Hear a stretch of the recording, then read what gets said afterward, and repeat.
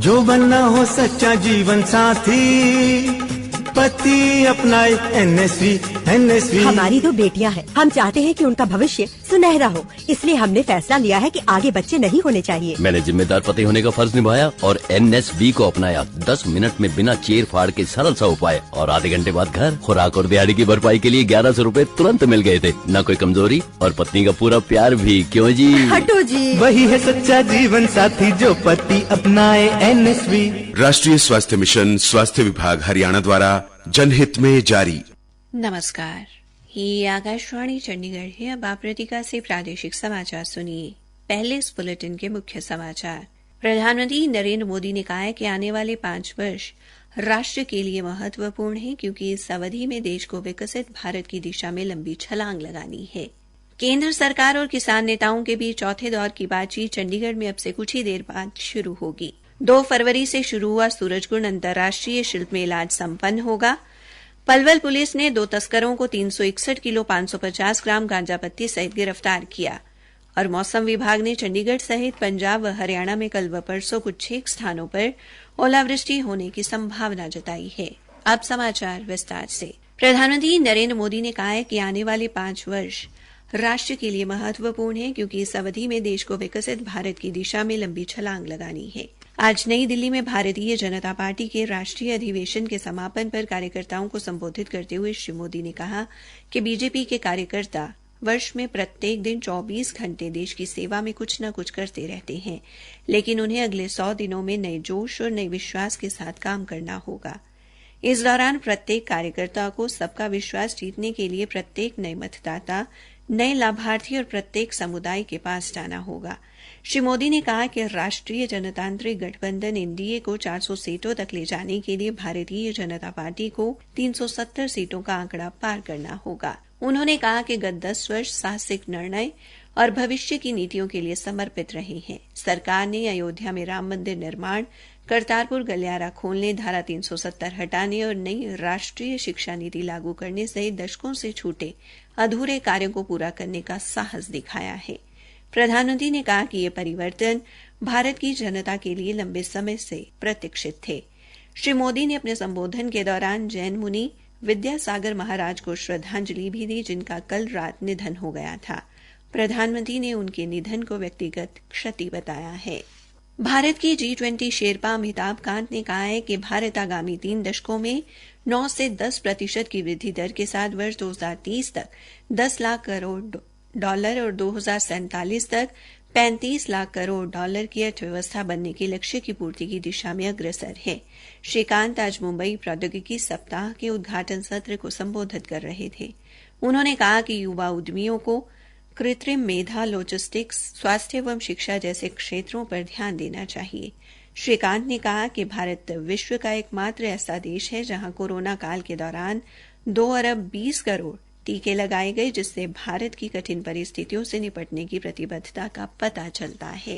केंद्र सरकार और किसान नेताओं के बीच चौथे दौर की बातचीत चंडीगढ़ में अब से कुछ ही देर में शुरू होगी। तीसरे दौरे की वार्ता गुरुवार शाम को हुई थी, जो लगभग 5 घंटे तक चली और शुक्रवार तड़के समाप्त हुई। शुक्रवार को केंद्रीय कृषि मंत्री अर्जुन मुंडा ने मीडिया से बातचीत में बताया था कि अगली बैठक रविवार शाम 6 बजे होगी और शांतिपूर्ण तरीके से किसानों के मुद्दों का समाधान निकाला जाएगा।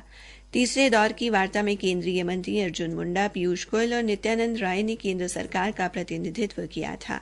बैठक में हिस्सा लेने वाले किसान नेताओं में जगजीत सिंह डल्लेवाल, सरवण सिंह पंधेर और जरनैल सिंह शामिल थे।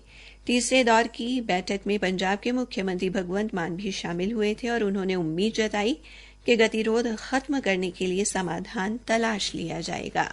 हरियाणा विधानसभा के उपाध्यक्ष रणबीर सिंह गंगवा ने आज भिवानी जिले के कस्बा बवानी खेड़ा में निर्माणाधीन श्री दक्ष प्रजापति सामुदायिक भवन परिसर में आयोजित सामाजिक समारोह में मुख्य अतिथि के तौर पर शिरकत की। इस अवसर पर श्री गंगवा ने इस भवन के निर्माण के लिए 11 लाख रुपए की राशि देने की घोषणा की और कहा कि वे आगे भी सामुदायिक भवन के निर्माण में पूरा योगदान देंगे। अपने संबोधन में श्री गंगवा ने कहा कि हरियाणा सरकार मुख्यमंत्री मनोहर लाल के नेतृत्व में हर वर्ग को उचित नेतृत्व दे रही है। उन्होंने कहा कि सरकार पिछड़ा वर्ग के हितों के लिए प्रतिबद्ध है। प्रादेशिक समाचार आकाशवाणी चंडीगढ़ से प्रसारित किए जा रहे हैं। 37वां सूरजकुंड अंतर्राष्ट्रीय शिल्प मेला आज संपन्न हो रहा है। कुछ ही देर में हरियाणा के राज्यपाल बंडारू दत्तात्रेय समापन समारोह में बतौर मुख्य अतिथि शिरकत करेंगे। 2 फरवरी को इस मेले का राष्ट्रपति द्रौपदी मुर्मू ने उद्घाटन किया था, जिसमें देश विदेश के शिल्पकारों ने अपनी कलाकृतियों को प्रदर्शित किया तथा अपनी अपनी संस्कृति से अवगत करवाया। मेले में दुनिया और देश से बड़ी संख्या में पर्यटक पहुंचे और दुनिया की विभिन्न संस्कृतियों से रूबरू हुए। कई नामी कलाकारों, जानी मानी हस्तियों और गायकों ने भी मेले में प्रस्तुतियां दी। मेले का आयोजन सूरजकुंड मेला प्राधिकरण और हरियाणा पर्यटन निगम द्वारा संयुक्त रूप से आयोजित किया गया था। पलवल पुलिस ने 2 तस्करों को 361 किलो 550 ग्राम गांजा पत्ती समेत गिरफ्तार किया है। पलवल में नशा विरोधी प्रकोष्ठ के प्रभारी अजीत नागर ने बताया कि ये गांजा पत्ती अलीगढ़ पलवल मार्ग पर एक कैंटर से बरामद हुई है। नशा तस्करों के मौके से भागने की कोशिश की, लेकिन उन्हें दबोच लिया गया, जिनकी पहचान पुन्हाना के गांव लहरवाड़ी निवासी और मेवात के गांव मोहम्मदपुर निवासी के तौर पर हुई है। श्री नागर ने बताया कि गांजा पत्ती की बाजार कीमत लगभग 1 करोड़ रुपए बताई गई है।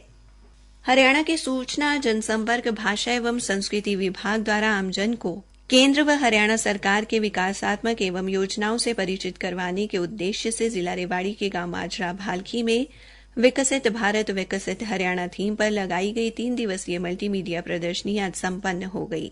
इस प्रदर्शनी का शुभारंभ देश के प्रधानमंत्री नरेंद्र मोदी द्वारा शुक्रवार को किया गया था। एक सरकारी प्रवक्ता ने बताया कि विकसित भारत विकसित हरियाणा प्रदर्शनी में जिले के गांव माजरा भालखी में बनने वाले देश के 22वें अखिल भारतीय आयुर्विज्ञान संस्थान व गुरुग्राम मेट्रो के 2 मॉडल दिखाए गए। प्रदर्शनी में 11 LED स्क्रीन पर अखिल भारतीय आयुर्विज्ञान संस्थान व गुरुग्राम मेट्रो सहित भारतीय रेलवे और भारत व हरियाणा सरकार की अंत्योदय व जन कल्याणकारी योजनाएं प्रदर्शित कर लोगों को जागरूक किया गया। प्रवक्ता ने बताया कि प्रदर्शनी के माध्यम से केंद्र सरकार व प्रदेश सरकार की जन कल्याणकारी योजनाओं को सुगम तरीके से समझाया गया। रेवाड़ी सहित आसपास के क्षेत्र के लोग विकसित भारत विकसित हरियाणा प्रदर्शनी से रूबरू होकर लाभान्वित हुए। युवाओं, महिलाओं व स्कूली छात्र छात्राओं में जागरूकता बढ़ाने में यह प्रदर्शनी कारगर सिद्ध हुई है।